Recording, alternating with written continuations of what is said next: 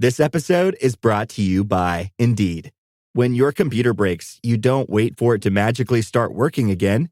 You fix the problem. So why wait to hire the people your company desperately needs? Use Indeed's sponsored jobs to hire top talent fast. And even better, you only pay for results. There's no need to wait. Speed up your hiring with a $75 sponsored job credit at Indeed.com/podcast. Terms and conditions apply.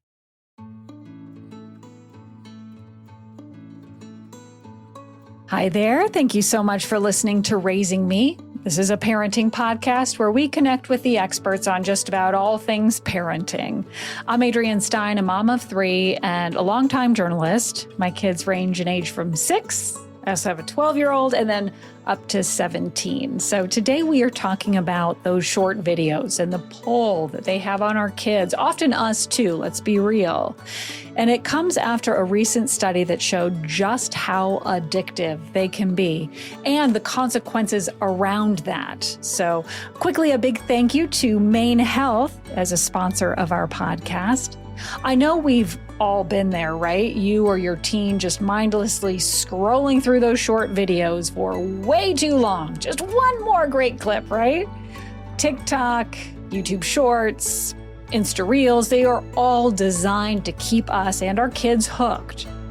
But what happens when this habit turns into something more, when it actually starts rewiring the brain, affecting emotions, and even leading to addiction? We are talking today with psychiatrist Dr. Jeffery Barkin about this groundbreaking study that recently came out on short video addiction and what it means for our kids' brain development, attention spans, and just overall emotional well-being.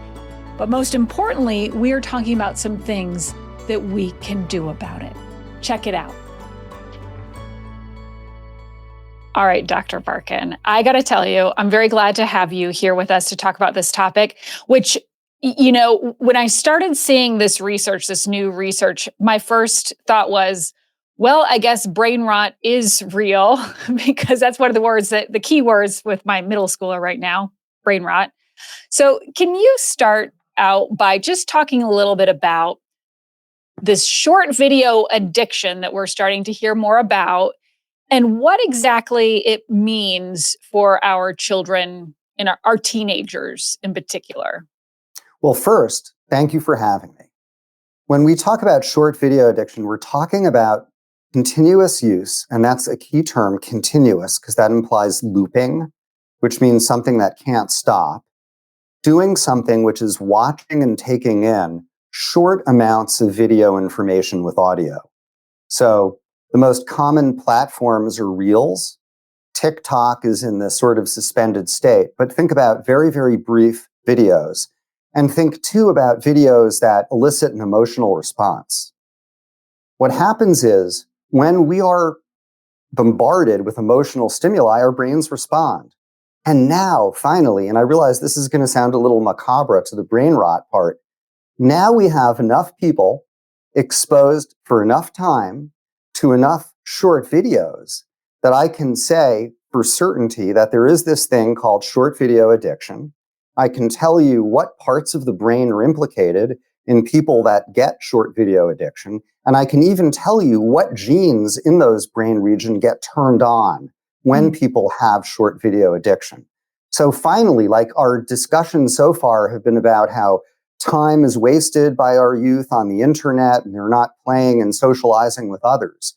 What's different here is now we can, as doctors and scientists and parents and neighbors and friends, actually realize that watching those short videos over and over again, not surprisingly, like doing anything that's very stimulating over and over again, causes changes in our brains. And now we can understand what those changes are. And it might be interesting to sort of break them down and go through what they are, because honestly, none of them are surprising to me. Well, and I do want to do that. And just to clarify too, when we're talking about short videos, is there a specific time we're talking about? Is it 30 seconds, less than a minute? Or are these short videos that are even like the 2-3 minute kind of YouTube videos I'm thinking of? I think that when you're getting into time period beyond 2 minutes, 2.5 minutes, that is 120 to 180 seconds, at that point, you're actually in a zone of sustained attention. So short videos are shorter. They tend to be less than 75 seconds. Gotcha. Sometimes they're Okay. really brief, like 5 seconds, 7 seconds, or just even 2 or 3 seconds. The point is that they're brief and that they're emotionally evocative in some which way. It's dopamine, right? Like it does give you a dopamine hit. And you're always like, well, what's the next video in my feed? That's right. And that's exactly what the study found is it's not surprising that it gives you a dopamine hit. When we see that adorable little video, it feels good. And then if that adorable feel good feeling isn't good enough, the algorithm uses artificial intelligence to figure out what's the next most powerful video based upon our responses. And whether we like it or not, just like Pandora or Spotify can identify if you like this, you'll like that song next. Goodness, the AI is really good at figuring out what videos each of us with our unique interests and idiosyncratic brains will want next.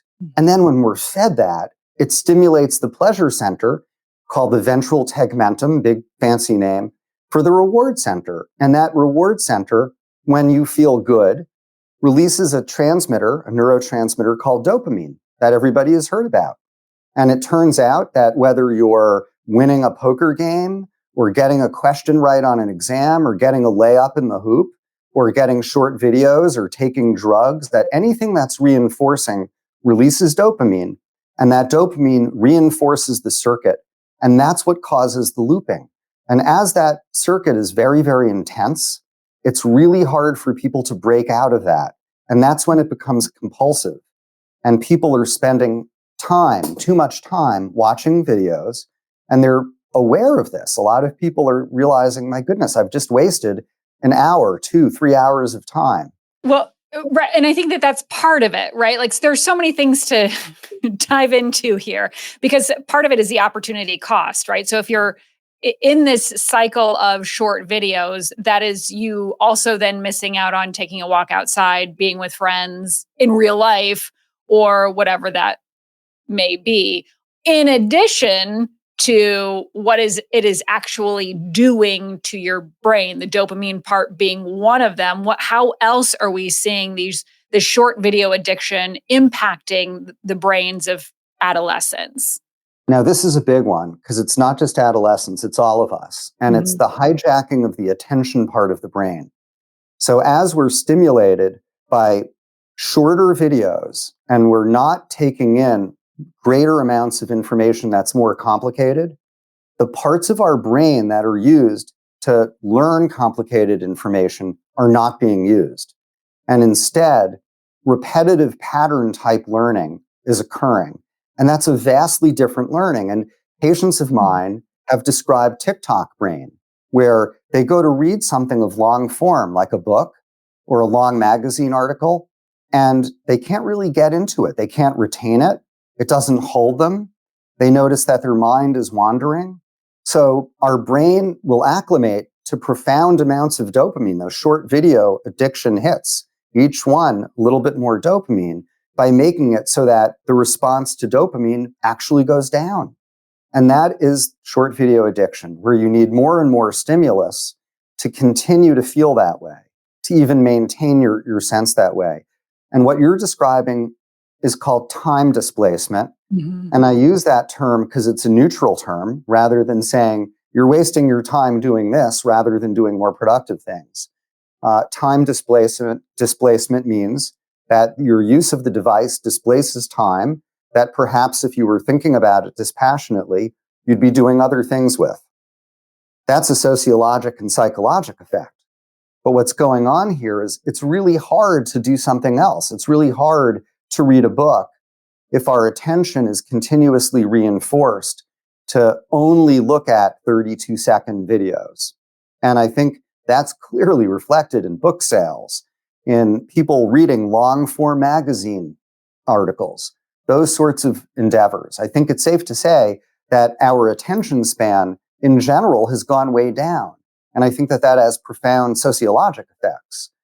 Now, you can call it TikTok brain, But now we can define it and actually see it using neuroimaging techniques, magnetic resonance imaging, to actually look at the brain regions in people who have short video addiction and compare them to people that don't have short video addiction. And what are you seeing with that?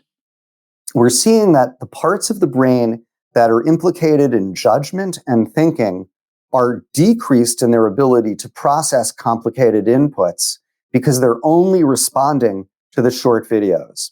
It's as if they require such a high level of input with a high degree of emotional stimulus, coupled with a brief amount of time, coupled with another one, is causing a repetitive discharge of dopamine neurons in the parts of the brain that are the reward circuits that also are involved in addiction.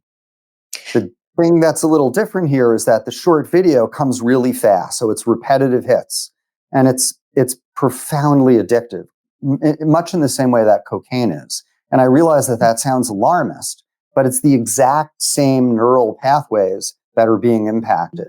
And now we can see the firing rates in those neural pathways, and we can actually see the genes that get turned on when people use drugs also being turned on when they have short video addiction. Wow, really? That is crazy. Okay, so obviously attention spans decreasing, that is one part of this. Holy cow. So same kind of places in your brain that are stimulated by drugs. That's what we're seeing now with a short video addiction. What about when, just in terms of like emotional regulation?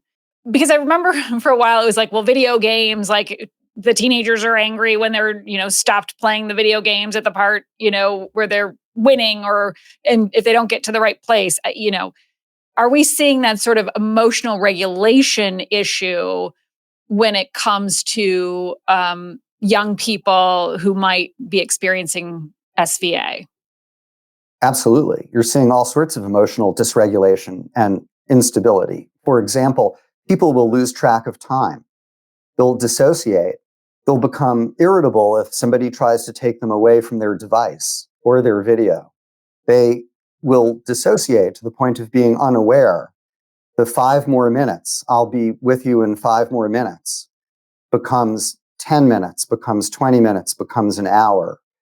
The social interactions become impaired. It's very, very hard for a peer or a loved one to compete with artificial intelligence doling up profoundly stimulating videos. It really can't be done. It's hard to resist. And we're really understanding when you can actually see the genes being activated that occur when somebody is addicted to a video game or addicted to a drug being the same things activated with a short video addiction. It shouldn't really surprise us because the subjective feeling is the same. Okay, just go down so many paths here. I also what came to mind just listening to you also is just thinking in terms of anxiety. We've talked about on the podcast, just this rising level of anxiety among young people just in general. And when you're constantly being fed, a certain message, and certainly a message, if you feel like you don't live up to that message or you're aspiring to that message, just think about the pressure and the anxiety inducing that really could induce some anxiety in young people. And that's exactly what the study did. The study took hundreds of college students and had them exposed to short videos designed to create what's called dispositional envy. Videos designed to make you feel that you are less than others. And it was done in a way to lure the subjects in. The subjects had their brains scanned using an MRI scanner, and the experimenters were able to ascertain what parts of the brain were active and what parts were not. Similarly, they were able to ascertain from those parts of the brain what genes were actually being turned on. And a whole lot of genes got turned on. But what was particularly fascinating was that a couple of those genes are involved in cell firing and how nerve cells talk to each other and communicate with one another. So what the study showed is that, yes, short video addiction is a real thing. It causes affective dysregulation, which means that when you try to get the person away, they may become irritable with you. When they stop, they may experience withdrawal symptoms where they're irritable and they're craving the device. People report that when they're away from their device in general, and sometimes their TikTok accounts or Reels accounts specifically, that they don't know what to do. There's this sense of restlessness, which is what you see when people withdraw from drugs. Again, it sounds extreme, but we shouldn't be surprised here. These are highly reinforcing videos. And the authors, by using this envy, this dispositional envy, are able to stimulate very quickly in a subject an emotional response, a negative emotional response. And it becomes easy to measure a strong emotional response. And that's what makes this so profound, is yes, those computer and that screen time and all of that time displacement is a real thing. It's causing psychologic effects, sociologic effects, but also effects at the level of the brain that we can now see. We can actually visualize and see genetic signatures. Nothing feels better than feeling your best, which is why Maine Health continues to provide Northern New England with the best network of people, programs, and resources working to help you be your healthiest self. And by doing so, we're creating different paths and giving you options in personal wellness. That's health and care in harmony. That's Maine Health. To learn more, go to mainehealth.org/harmony. So, I mean, clearly there are so many issues or so many problems. So let's talk about what we can do as parents. First and foremost, let's talk about spotting SVA, short video addiction. At what point does it constitute an addiction, right? Like, what are some of those key signs that we as parents can look for, saying this is beyond just, enjoying a TikTok here and there, or, but find 20 minutes just to zone out for a few minutes, whatever. But what is the point? Okay, we got a problem here. What are some of the signs of this addiction? Right. Great question. And the way I like to think of it is two things. One is the person having distress with the behavior? Or in this case, when they can't access short videos, are they having distress? And most importantly, how does this impact their functioning? Mm-hmm. And the thing that I see the most is that people are spending less time and their school function goes down. That's a big aspect here, as well as their relationships with others. I've had families and couples where you have one person arguing with the other about their use of device time because they feel excluded. They feel like they can't possibly compete. I can't possibly compete in my world with my family against the most powerful AI algorithms for attention. It's impossible. It's futile. And the affective dysregulation is but one component. It's really troubling. The altered memory processing, as well as the sort of impact on gratification, that's another dimension to look out for.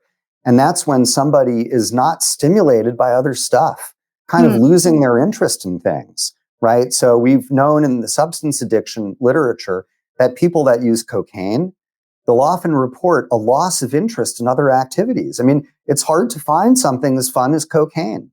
Same thing with short video addiction. And the firing pattern of the nerve cells seen in the functional MRI with short video addiction is vastly similar to, if not identical to, what you see with cocaine. So it's really, really hard to stop that. We're just people. We're just brains at the end of the day. Yeah, we're up against the computers, right? So say, Dr. Barkin, a parent came to you saying, look, I'm very worried about my son, daughter, whoever it might be. How would you recommend parents talk to their kids or bring this up to their kids if they're worried that they may have SVA? So the first thing is it causing any degree of impairment? So are your grades going down? Is your social function going down? If you're an adult, is your job performance going down? I mean, I have adult patients who say to me, listen, I get into arguments with my loved ones who say I'm on the screen too much or I'm watching videos all day, and that causes friction. And pretty much if your loved ones are expressing concern about your alcohol use or your drug use, you're almost always right. And I see this quite often, and I encourage people to negotiate their use of screen time, including with these videos. Now, with kids, it's a little bit different because parents have to take some ownership of the parental role that we find ourselves in. I think the most important thing for us as parents is modeling behavior. And that means that we have to resist the temptation to be staring at our screens and behind our screens. And the most important takeaway I would offer you and your listeners is the importance of reading books. And I realize that this may sound almost old-fashioned, but there's this concept called the Century Club. And the Century Club is reading 100 books in a year. And I realize that that sounds like a heavy lift, but I'm a practicing physician and I have a weekly radio show, and often we have guests that write books. And I don't think that reading 2, 3, or sometimes 4 books a week is impossible, but it is impossible if you're stuck behind that screen. So you're not going to find me stuck behind that screen because I got to be doing other things. Right. Well, it's time going back to the time displacement, right? So if you're on your TikTok or your Reels or whatever it is, then you're certainly not reading the 100 books. So I got to tell you, I don't think that would be a tall lift for me. But those hundred books, right? They could be of different sorts. So, like for kids, and I would encourage kids to read 100 books. So if you're a young kid, you're not going to be reading James Joyce. You might be reading a child's book. But the point is, you're now immersed in the world of long-form content. And that means that your brain, starting at a young age and going all the way through your life, is going to be activated by ongoing storyline, where you're going to have to keep who's doing what, the character, the plot, the themes, straight across hundreds of pages. And if you want to develop a brain that can hold a large amount of information, stay focused, and process those elements in a way that generates comprehension and originality and creativity, you have to read the book. You can't just put it in ChatGPT and have ChatGPT summarize it. Well, I mean, and that's probably another conversation entirely with the ChatGPT and the high school kids. I'm telling you what. But no, absolutely. Excellent point. I mean, that's the thing is, like, if we could all read a little bit more, that would solve probably a lot of issues happening right now. But I also just wonder too, like, is it all bad, right? Like, because I know we talked about before we went on here, like, not being alarmist about it. It is very serious. It is shocking information. But is it all bad? No. Maybe it is. Okay. No, I don't think that we have the right to say that all content is bad. That's not correct. I mean, these short videos. I think if short video watching and viewing gets to the point where you are not getting things done and it's distressing to people around you or yourself, there's a really good chance that you have a problem with this and needs to be addressed. If your grades go down, if you're not spending time with your friends, if you're getting into arguments with family, probably there's a problem here. Now, that doesn't mean that you have to not ever look at a short video, but some people have a tendency or proclivity to being stuck. Some people can't go off of a task. I know that when I start a task, I can get into that task and keep going. And unless somebody reminds me that my next thing is going to start, I'll be lost in that world, whatever that is, right? A report, a patient, editing something. Same thing with these short videos. But what makes it different is that it's so stimulating. And when it makes it so that somebody, the person, their family, friends are concerned or distressed, and there's an impact on function, there's a problem. Plain and simple. And I think, just to your point that you made early on is, like, this is not just kids. This is adults too. I mean, I got to, let's do some self-reflection here. I have definitely, after a long day and just, like, I don't want to think, just gotten into Reels or a TikTok, and just all of a sudden 45 minutes pass. I'm like, oh my gosh, what am I doing? Or, like, when you're laying down in bed, which I try not to have my phone at all. But the reality is every once in a while, I just want to have, like, mindless scrolling. Yeah. The key is the balance there, right? That you can identify like it's time to put this away, or make sure that it's not preventing you from being an active participant in life. Correct. That's really the key. Yes, it's like ice cream. Ice cream can be delicious, but if the only thing you're eating is ice cream and you're getting malnourished or obese in the process, that's a problem. And it's the same thing with the short video addiction. So having a little guilty pleasure or time to relax, that's a good thing. That's a really nice aspect of short videos. But remember that these things are not designed to be nice. No, or to be relaxing. I mean, really, like even it feels like it's relaxing, but your brain is like going. And the ability of the algorithms to hook you it's amazing. And I have spoken with tech executives who design this stuff, who are AI people. They won't let their kids have it. They just won't, because they know. So they talk about this term engagement. And engagement is how many people are using the app and for how much time. So from a software perspective, if you're a tech company, this is great because more engagement is more money. But really what engagement is how much somebody is using, how much dose and how frequently. And it's really no different than drugs. So whether you're, drinking too much whiskey or too much tequila or cannabis or whatever, when it's too much, it's too much. And short video addiction, it uses the same pathways. And that's really the bottom line. When it interferes with function like anything else, that's when it's a problem. The things that I think are key takeaways isn't that watching a short video is going to kill you. It's that only consuming short video is a setup for losing our ability to focus on more complicated things. And my sort of hope is that people will enjoy their short videos in moderation, like they'll enjoy their chocolate chip cookies or ice cream, but read books, read long form articles. That we live in a very complicated world. We're becoming a society that's increasingly polarized and charged and emotional and fighting.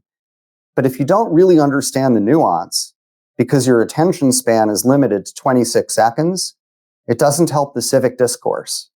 So from a molecular level, to a genetic level, to a neuroimaging level, to a psychological, to a societal level, you could see a consistent thread of how excessive use of short videos can lead to effects on ourselves and on society that aren't so good. Yeah. Well, our brain is a muscle that needs to be worked. That's what I'm hearing from you, Dr. Barkin, is maybe the point to underline today. Yes. I mean, I feel like a message that I've always given my patients and others is that use it or lose it. So as we get older, keep engaging in complex cognitive processes, like whatever that is. Learn a new instrument, new language, play a complicated game, write, read.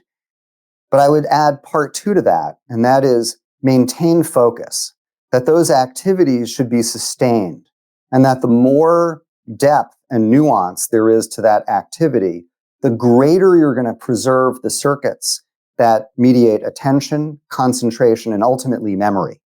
And it's really my prediction and observation that as we give away our frontal lobes, literally give away our frontal lobes, we're giving away our attention and concentration. And it used to be that we lived in an economy where we had gold and then oil and then data. Well, the new data is our attention span. And short video addiction exploits artificial intelligence to grab our attention. And the algorithms have no desire to please you or me. Their goal is to keep you on that platform, plain and simple. Wow. Boy, there is just so much to think about when it comes to this. Dr. Barkin, thank you so much for your time and, of course, your insight as always. My pleasure. Thank you for having me, Adrienne. And we'll put that study along with some additional resources on our website as well, which is wgme.com/raisingme. Dr. Barkin, thank you. Thank you. Here's what I've thought about since that conversation with Dr. Barkin, and it's really just being more intentional for myself and with the kids on the things that stretch our attention span. Books, whether listening or reading, puzzles, long-form podcasts, things like that. The things that really force us to focus and pay attention for longer than 30 or 60 seconds even. Since the reality is these short videos and the easy access to them, it's likely not going anywhere anytime soon. And then just that idea that these short videos can actually rewire brains. When Dr. Barkin said the videos can have similar reaction in our brain as drugs, that really got my attention. Like, holy cow, it's scary stuff, really, because here it is in the palm of our hands and our kids' hands every single day. So just ultimately left this conversation being much more mindful about the impact and the dangers and just aware that we can create the change. Thank you so much for listening to Raising Me and to our sponsor, Maine Health. This episode is edited by Megan Littlefield and produced with Nate Eldridge. I'm Adrienne Stein. Please follow Raising Me wherever you get your podcasts and consider a positive rating and review to help others find this message as well. Wherever you are, I hope you learned something new and get to take a little time for you.